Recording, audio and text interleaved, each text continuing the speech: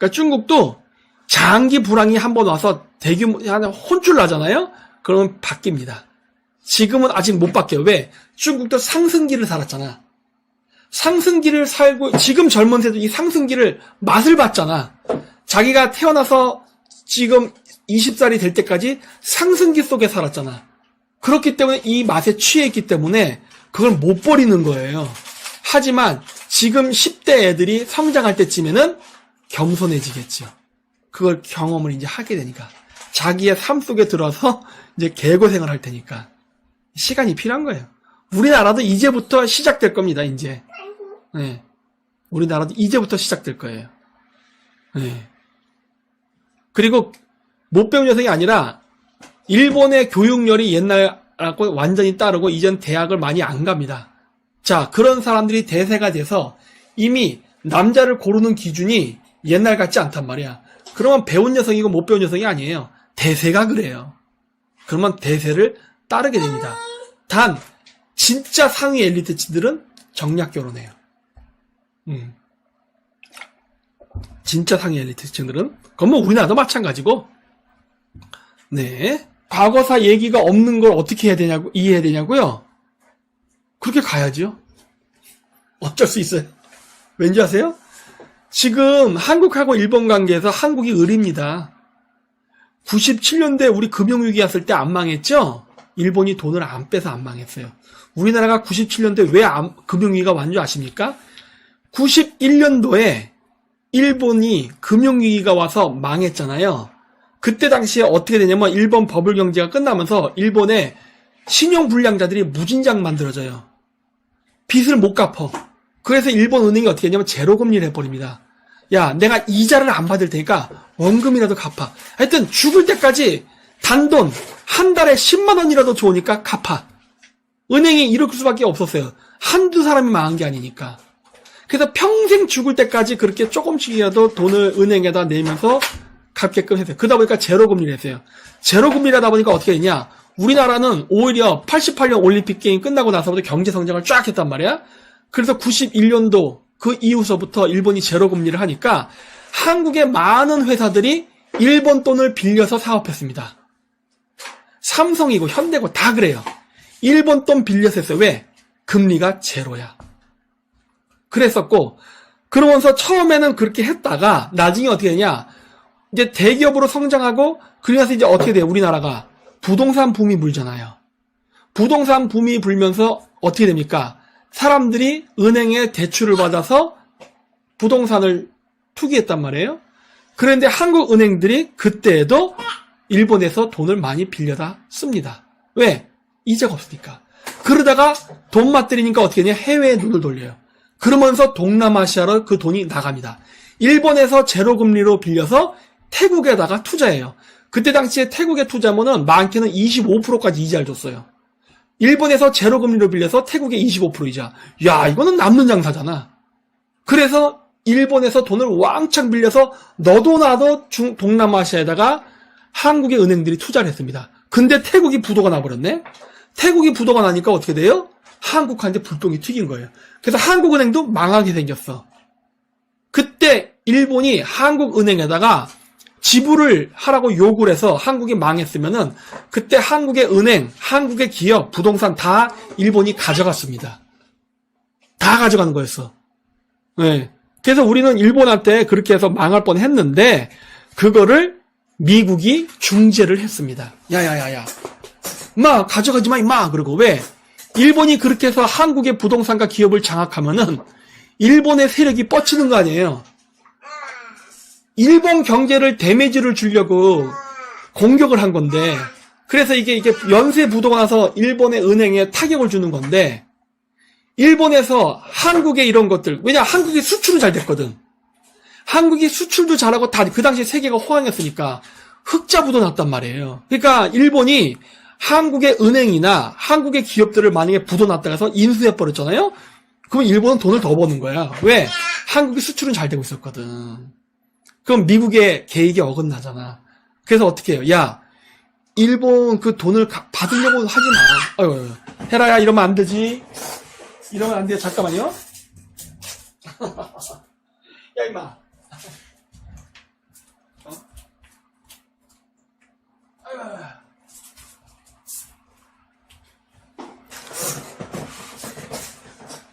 그래서 미국이 중재를 해가지고 일본이 빚을 못 받게 했습니다. 못 받게 했어요. 그래서 한국 경제가 버틴 겁니다. 안 그래서 우리나라 그때 망했어요. 그냥 끝났어. 그러나 그 채무 관계는 남아 있습니다.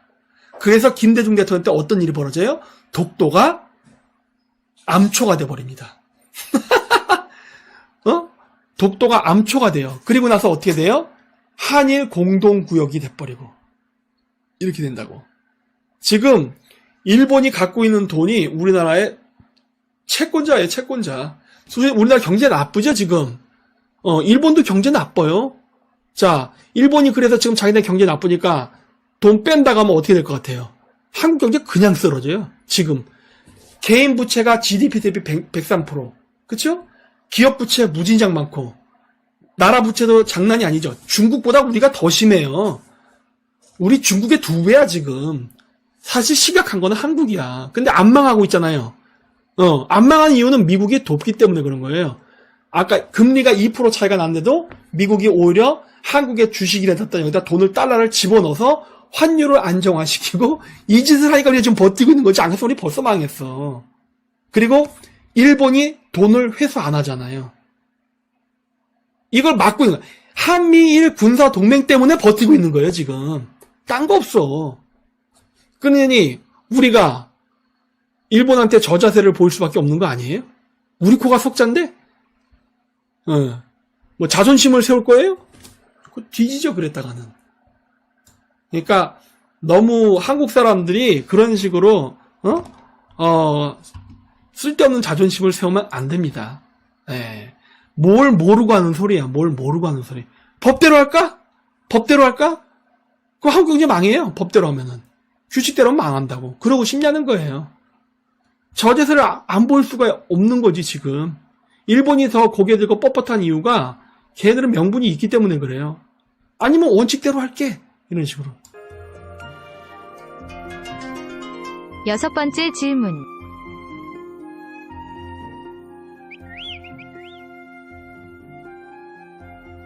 우창환님의 질문입니다. 큰형님을 대표하는 골드만삭스와 맥쿼리 인프라펀드가 지분으로 연결되어 있던데 나중 우리나라 핵심 인프라, 공항, 전력, 통신, 완전 민영화할 때 맥쿼리가 들어갈 가능성이 있을까요?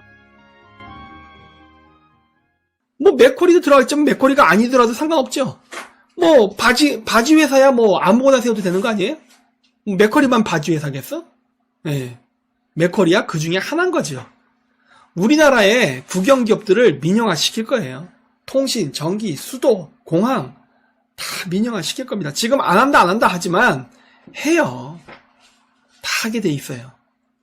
왜냐면 안 하고는 못 버틸걸? 예. 안 하고는 못 버틸 겁니다. 그리고 그게 그렇게 될 수밖에 없는 이유가 우리가 씀씀이가 크잖아요. 여러분. 예? 여러분 옛날 생활로 못 돌아가죠? 예.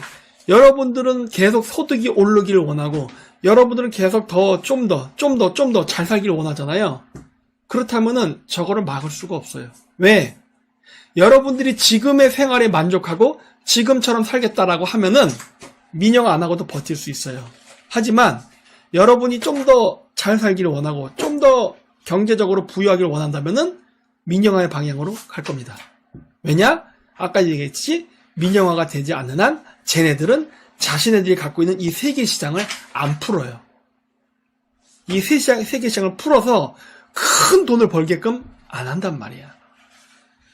인천공항 민영화 하면은 영국의 히드로공항처럼 사용료 많이 내겠죠. 공항 이용료. 비싸지겠지. 비싸지는 대신에 어떻게 된다? 전반적으로 여러분들의 월급이 올라가고 그 다음에 우리 한국의 원화의 가치가 올라가고 뭐 등등등등 해서 이렇게 올라가. 같이 올라가니까 그 중에 이용료? 뭐 그 정도는 내주고 말지 이렇게 되는 거죠. 그것도 근데 아까도 얘기했듯이 이러한 바뀌는 변화의 흐름에 탄 사람은 빨리빨리 세상이 변하는 거를 알고 지금 세계가 이렇게 변하고 나서 맞춰서 변화한 사람은 그런 게 생겨도 전혀 상관이 없죠. 왜? 그거를 커버할 수 있는 소득을 벌 수 있으니까. 근데 지금도 갇힌 생각을 갖고 시대 흐름을 거절하다가 결국 타이밍을 놓쳐서 경쟁에서 미끄러졌다. 그런 사람들은 살기가 어려워질 겁니다. 그 모든 것들이 다 비싸지니까 힘들어질 거예요. 그래서 제가 자꾸 빨리 변하는 시대에 적응해야 된다. 변하는 시대를 빨리 읽어야 된다는 걸 자꾸 얘기하는 겁니다. 왜? 도태되면은 더 도태될 수 있어요. 예. 그러니까 빨리빨리 우리가 잘 살아남도록 노력을 해야 된다. 그래서 무조건 바뀌는 거를 거부할 수는 없다예요. 네. 한전이나 이런 것들 나는 결국 민영화 될 거라고 저는 보고 있어요. 네, 전 될 거라고 봐요. 가계부채 엄청나게 상승하고 있죠. 기업부채 상승하죠. 국가부채도 엄청나게 늘어나죠. 저 부채를 상쇄하기 위해서 그래서 판다. 결국 국민들이 반대할 수 없을 정도로 코너에 몰리면 7번째